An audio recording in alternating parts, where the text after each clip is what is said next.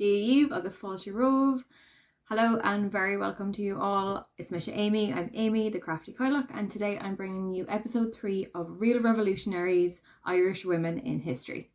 So today I'm going to be talking about Margaret Skinnider, who I mentioned in one of my previous videos on Cumann na mBan, and I'm going to be talking about how this 23-year-old Scottish-born maths teacher became one of the most important Marx people of the 1916 Rising, the activism work that she did after the Rising and after the Civil War, and also a bit on her private life as well. I'm going to be putting out about 2 of these revolutionary women videos every month. I won't be just focusing on the Easter Rising and the Civil War and that period, the revolutionary period, but also women in modern Irish history and also before the Easter Rising, before the 1900s, who would have been revolutionary in their own right. So if you do feel like sticking around, hit subscribe, hit the bell for notifications, and Margaret Frances Skinnider was born on the 28th of May 1892 in Coatbridge in Scotland, and she was born to 2 Irish immigrant parents.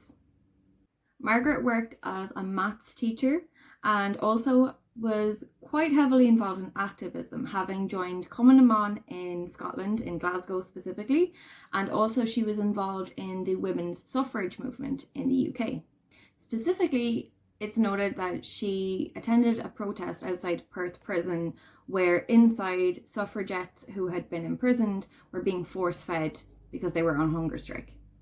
Later in 1923, Margaret herself would actually take part in a hunger strike after the signing of the Anglo-Irish Treaty.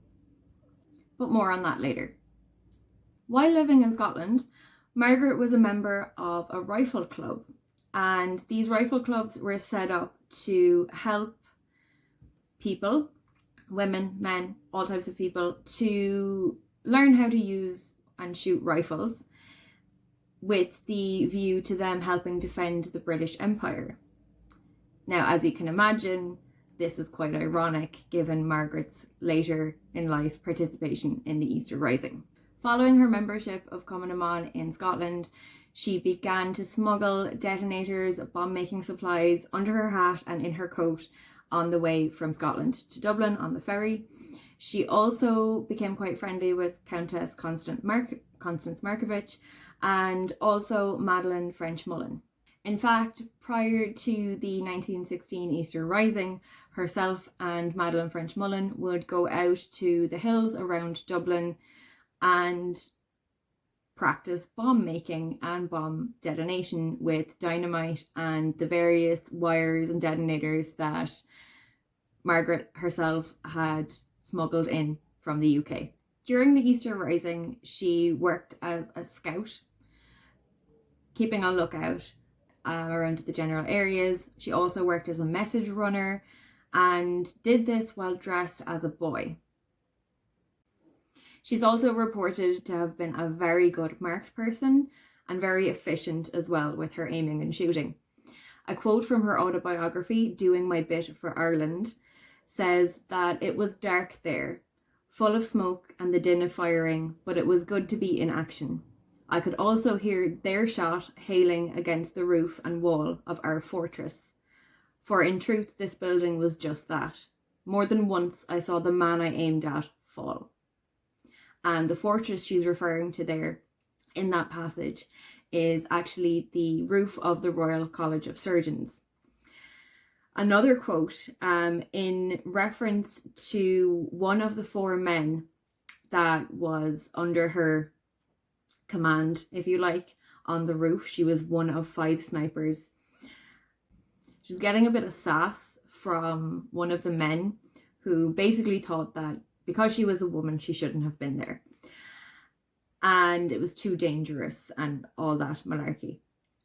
And another quote here says, in the Constitution of the Irish Republic, women were on an equality with men. For the first time in history, indeed, a constitution had been written that incorporated the provision of equal suffrage, meaning that both women and men had the equal right to suffer, fight, and endure for the Republic. Just as a little addition to that, I know that suffrage means the right to vote, but in this context, she meant that, from the context of the quote, that basically she had just as much right as any man to put herself in danger for the Republic and for the fight for freedom. During the rising as well, while trying to burn down houses on Harcourt Street in Dublin city centre, Margaret was shot 3 times and brought into a medic centre and treated by Nora O'Daly and Madeleine French Mullen, who she had been helping and working with the bombs previously. And she had a bullet that was lodged just very near her spine, and the kind of bullet she was hit with was quite damaging to the skin around as well. So she was quite incapacitated for a few weeks, if not a few months.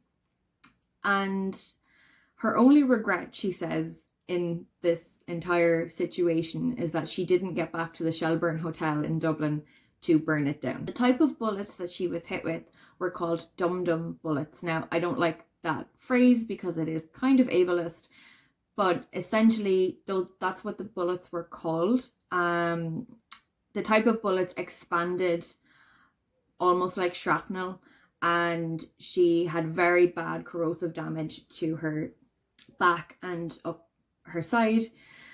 And while her body was trying to fight off infection of this, she also got a fever and pneumonia and was actually mistaken for being dead. So she was reported as being dead. Her parents were informed that she had died, and because of this and because people thought that she was dead, she actually got to return to Scotland pretty much undetected. Now, later in 1916, when she had made a full recovery, she did return to Dublin and then was sent to the United States. And she was sent to the United States, as many Republicans were, to collect funds for the fight for independence.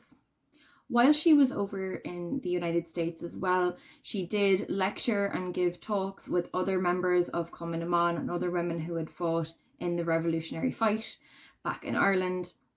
And this would have been very typical to have taken place in Irish American communities and also Philo-Celtic societies as well, of which there were many. There was the Philo-Celtic Society in New York City and also in Boston as well, which would have held many different events, Irish language classes.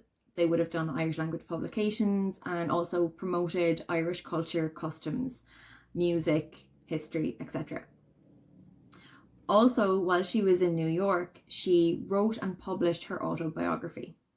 She returned to Ireland in 1917 and began teaching again in a local school. And then in 1923, as I covered in one of the previous videos, the majority of Cumann na mBan members were anti-treaty, anti-Anglo-Irish treaty. And Margaret Skinnider was no different. As I mentioned previously in this video, she went on hunger strike herself in 1923 during the opposition of the Anglo-Irish treaty. And this happened while she was imprisoned in Kilmainham jail, which is where most of the Cumann na mBan members were imprisoned as well. During the War of Independence, she was imprisoned, and then later during the Irish Civil War, she worked as a courier with the anti-treaty commanders during the Battle of the Four Courts. She became Paymaster General of the Irish Republican Army, and then on the 26th of December 1922, she was imprisoned for 6 months until the Civil War ended. She was held at North Dublin Union during these 6 months, and she became the Director of Training for prisoners. In 1925, when others became eligible for the pension for serving for the fight for the Irish Free State, she applied for the pension, having obviously fought in the Easter Rising and during the War of Independence and also during the Irish Civil War.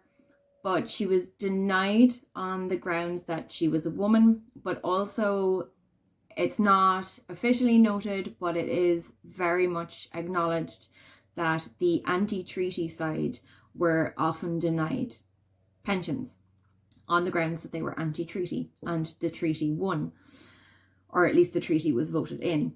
So that anti-treaty stance didn't help her in the application for the pension. However, in 1938, the government overturned those decisions and basically allowed pension payments for the anti-treaty side as well. Margaret worked as a school teacher at the King's Inn Street Sisters of Charity School from when she was released from prison, essentially, until 1961 when she retired. Also in 1956, she became the president of the INTO, which is the Irish National Teachers Organisation. Margaret also was very active in fighting for women's rights, particularly around the marriage bar. Now, for anybody that doesn't know what the marriage bar is, the marriage bar was quite common in Western societies. Ireland just seemed to have it a lot longer than most other countries. So there were restrictions on employment for married women. And basically, if a woman had a job, particularly in the civil service, and she got married, she would then have to give up employment, or her employment would be terminated based on the fact that she was married. It's sometimes extended to widows as well, and it was mostly in the teaching and clerical side of the civil service where it was more common to have women in employment. The marriage bar was then abolished in Ireland in 1973, which was about 48 years ago. In 1946, she had joined the Irish Republican political party, Clán na Poblachta, and she stood for them in local elections in 1950. In 1954 and in 1957, she was also nominated for the Labour panel in Seanad Éireann, which is, I suppose, a little bit like the Senate in the States. So we have the Oireachtas, the houses of the Oireachtas, and we have Dáil Éireann, which is where the government sits, and then you have the Senate, or the Seanad as Gaeilge, and it's called the Seanad. It's never called the Senate, and that's kind of like another house of the government, basically. If you'd actually be interested in a video of me explaining how the Irish government works, let me know in the comments. I obviously have a fair idea of how it works, but actually putting it together to explain it would be a nice little challenge for me, and a nice refresher as well for myself, because I know how it works as an Irish person watching politics happen in real time, but to be able to explain it to somebody would be beneficial, and it might be beneficial for you as well to understand how it works. In terms of Margaret Skinnider's personal life, there's a lot that can't be confirmed because her nephew actually burned her diary after her death, her personal diary. And what I'm finding from reading No Ordinary Women by Sinéad McCoole, which I mentioned in my previous videos, which I will put in the description below as well. But what I'm finding is there's a lot of unknown, newly uncovered research and newly uncovered private information that's coming out about a lot of these women. And one of the foremost researchers in this field is Dr. Mary McAuliffe, who is working on profiles of these women, particularly in the area of women who may or may not have been in homosexual relationships. Dr. McAuliffe has also written a biography on Margaret Skinnider, which I will put the details in the description below as well, along with all the other resources for the video and extra resources as well, because I couldn't possibly have covered everything about Margaret in this video. But the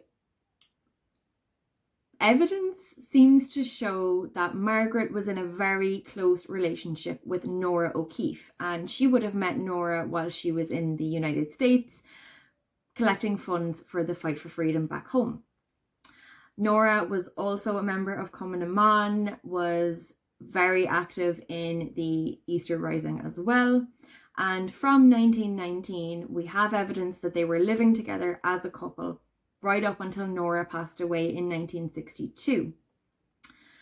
Now, because Margaret's diary was destroyed, there's no explicit evidence that she was homosexual and that she was in a relationship with Nora O'Keeffe in a romantic manner, but they were living together for all of their lives. They were very close friends. It's documented from other people's accounts that they were pretty much always together from when they met. It's a very common theme in the work that Dr. McAuliffe is doing and uncovering from the records that we have and that we are now getting released from the Cumann na mBan members, their families, from their personal diaries, from minutes of meetings. And it's fantastic because this kind of representation is very much needed. And the kind of culture that would have been around at the time would have basically labeled these women as very close friends, lifelong friends, and they would have kind of been overlooked as a lesbian couple and instead regarded as two spinster friends that just happened to live together. And why this representation is important, it's important to have representation. It's important to have diverse representation, and it's important to know the stories, the real stories of these women, and not just what we want to hear or what might have been the sanitized version that we got in the history books. Also, let's not forget that homosexuality was actually still illegal in Ireland up until 1993, which isn't that long ago and is within my lifetime. So, yeah. Margaret Skinnider, whether or not she was gay, was still a really, really important figure in the Irish Revolution, in the fight for Irish freedom, in the 1916 Rising, and also in Irish political life for the next 50 years, right up until her death on the 10th of October 1971. She fought, as I've already said, for women's rights. She was instrumental in the Irish National Teachers Organisation, as well as local politics as well. And she also was quite active in the labour rights movement and in trade union membership. So yeah, whether or not she was also a gay icon is of little importance in the bigger picture. It is quite important to know if we have gay icons, but also she's an icon in her own right, regardless of her sexuality. So Sinead on Margaret Skinnider, that's it on Margaret Skinnider.